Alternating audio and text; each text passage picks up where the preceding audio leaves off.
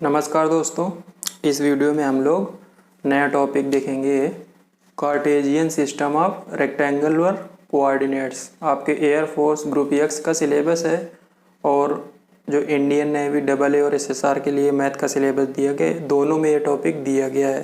देखते हैं इसमें हम लोगों को क्या पढ़ना है। पहले तो कोऑर्डिनेट सिस्टम, कोऑर्डिनेट प्लेन ये होता क्या है। जो हम लोग प्लेन ड्रा करते हैं, जैसे ये प्लेन है तो इसमें ये एक्स एक्सिस होती है, कैपिटल एक्स, और ये होती है वाई एक्सिस। तो इसलिए इस प्लेन को हम लोग एक्स वाई प्लेन बोल देते हैं, या इसी को कार्टेशियन प्लेन भी बोला जाता है, या इसको कभी कभी कोऑर्डिनेट प्लेन भी बोल देते हैं। तो सब ये इसी के लिए यूज होता है। और एक्स और वाई को कोऑर्डिनेट एक्सेस बोलते हैं। एक्सेस, एक्सिस का प्लूरल होता है। एक्सिस मतलब एक एक्सिस, अब यहाँ पे एक्स और वाई दो एक्सिस है, इसके लिए एक्सेस यूज किया जाता है टर्म, इसका ये प्लूरल है। ये हम लोगों ने इस तरह से ड्रॉ किया है एक्स वाई प्लेन। तो इस एक्स वाई प्लेन में जो हम लोग एक्स एक्सिस से कोई डिस्टेंस लेते हैं, सपोज ये हम लोगों ने डिस्टेंस ली, इस तरफ ले सकते हैं, इसके दूसरी तरफ भी ले सकते हैं। तो इन डिस्टेंसेस को बोलते हैं एब्सिसा। ये डिस्टेंस कुछ नहीं है, वो एक्स कोऑर्डिनेट है। अब इस एक्स वाई प्लेन में जब एक्स एक्सिस से कोई डिस्टेंस लेते हैं, सपोज ये डिस्टेंस हो गई, तो ये डिस्टेंस होती है, इसको हम लोग बोलते हैं ऑर्डिनेट। ये ऊपर भी हो सकती है, नीचे भी हो सकती है। तो जो इस तरह से आप देखो कि जो ये डिस्टेंस है वो एक्चुअल में एक्स कोऑर्डिनेट है, और जो ये ऑर्डिनेट है वो उस वाई की है। ये हो गए एब्सिसा और ऑर्डिनेट। अब हम लोग इसमें देखते हैं distance formula.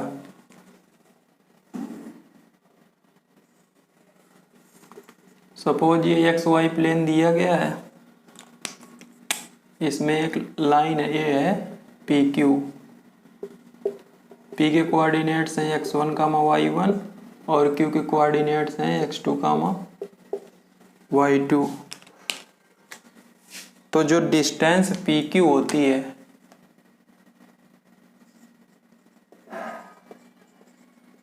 Distance P Q, इसके लिए फार्मूला होता है under root x2 minus x1 का whole square plus y2 minus y1 का होल स्क्वायर।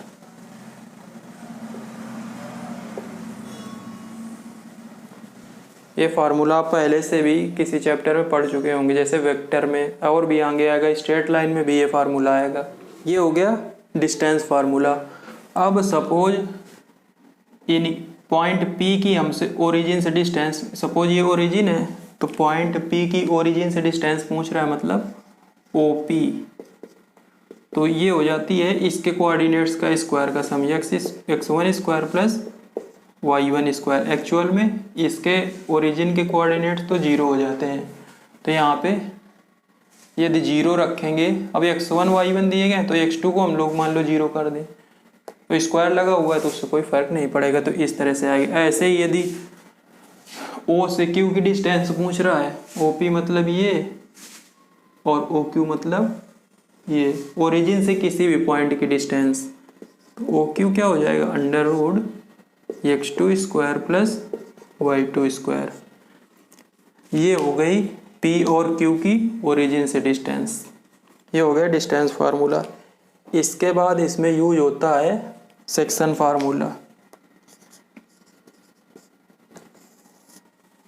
सपोज एक लाइन है AB, इसमें ये लाइन दी गई है AB, इसमें एक पॉइंट है P, जो इसको m1:m2 रेशियो में डिवाइड करता है। मतलब ये m1 है डिस्टेंस और ये है m2।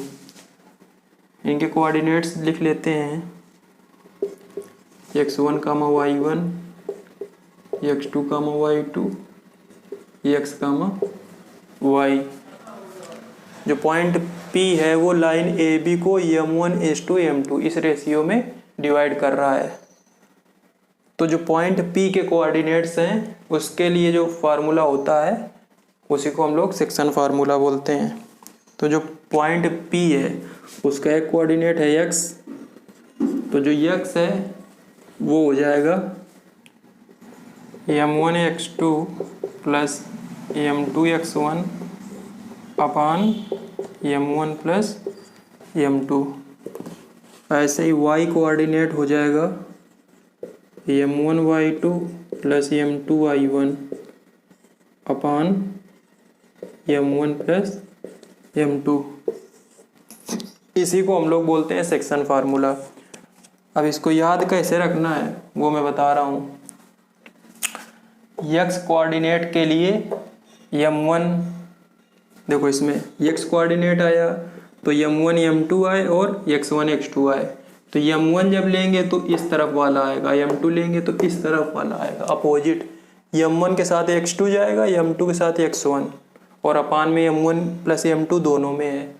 ऐसे जब y लेंगे तो m1 के साथ जाएगा y2 और m2 के साथ जाएगा y1। तो m1 y2 plus m2 y1 अपान m1 प्लस m2। तो ये हो गई x, y पॉइंट P के कोऑर्डिनेट्स।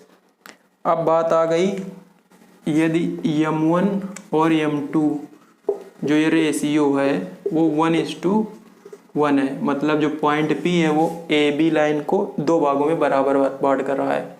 इससे m1 = m2 आ जाएगा, इसका मतलब यही है। तो इसमें हम लोग m1 = m2 रख देंगे।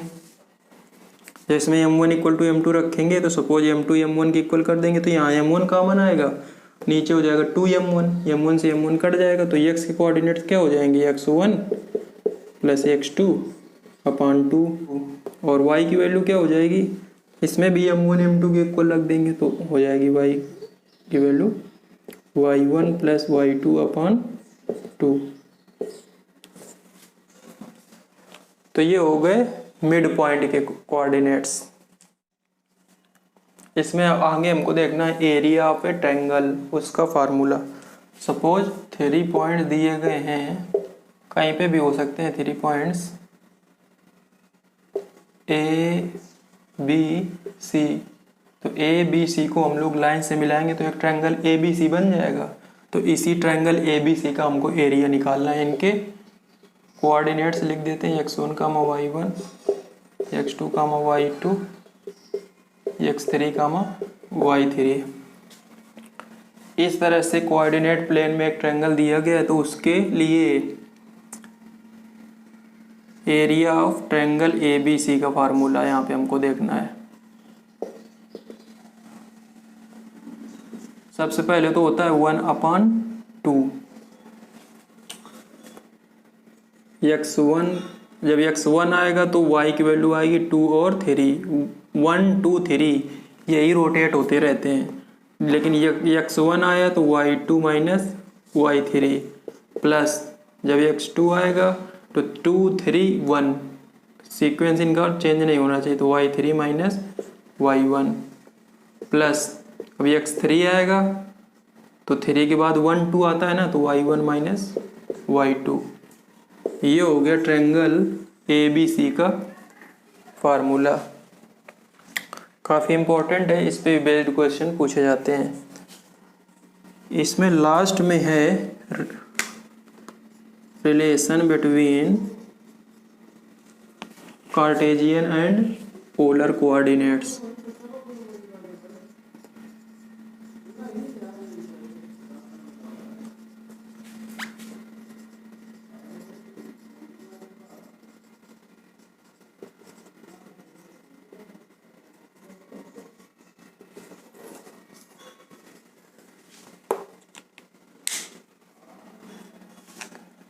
सपोज ये एक्स वाई प्लेन दिया गया है,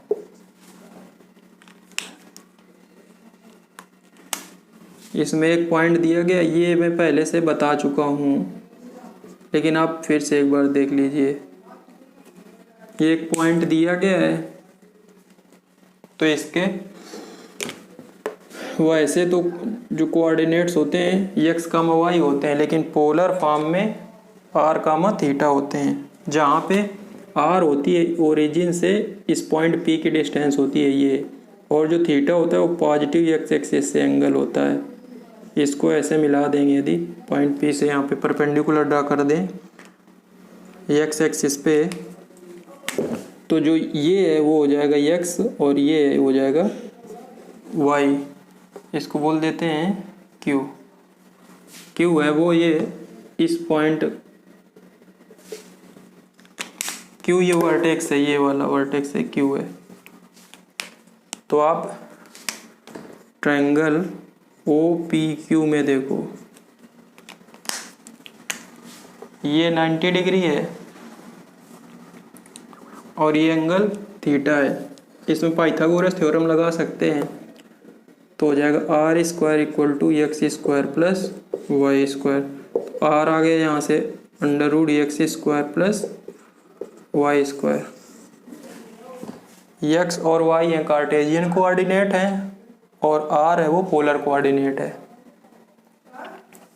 ऐसे ही इस ट्रायंगल में हम लोग देखें, यदि साइन थीटा लगाएं तो हो जाएगा वाई अपान आर, मतलब Y equal to R sine theta. ऐसे ही कॉस थीटा लगाएं तो हो जाएगा एक्स अपान आर, तो यहाँ से एक्स आ जाएगा आर कॉस थीटा, तो एक्स आर साइन थीटा के इक्वल होता है और एक्स आर कॉस थीटा के इक्वल होता है वाई आर साइन थीटा के इक्वल है। अब इसमें जो थीटा है उसके लिए क्या करें, दिस अपान दिस कर दें, मतलब Y upon X equal to क्या हो जाएगा R sine theta upon R cos theta. R से आर कट जाएगा, टेन थीटा इक्वल टू क्या आ जाएगा वाई अपान एक्स, तो थीटा इक्वल टू क्या आ गया tan inverse Y upon X. तो ये दो रिलेशन आ गए, आर और थीटा पोलर कोऑर्डिनेट्स हैं, एक्स वाई जो यूज हो रहे हैं वो कार्टेशियन कोऑर्डिनेट हैं। तो Cartesian system of rectangular coordinates में यही आपको पढ़ना है। बाकी जो चीज़ें यूज होंगी मैं जब क्वेश्चन कराऊंगा तो वहीं पे बता दूंगा। आपको किसी जगह पे कोई डाउट है तो कमेंट करके पूछ सकते हैं।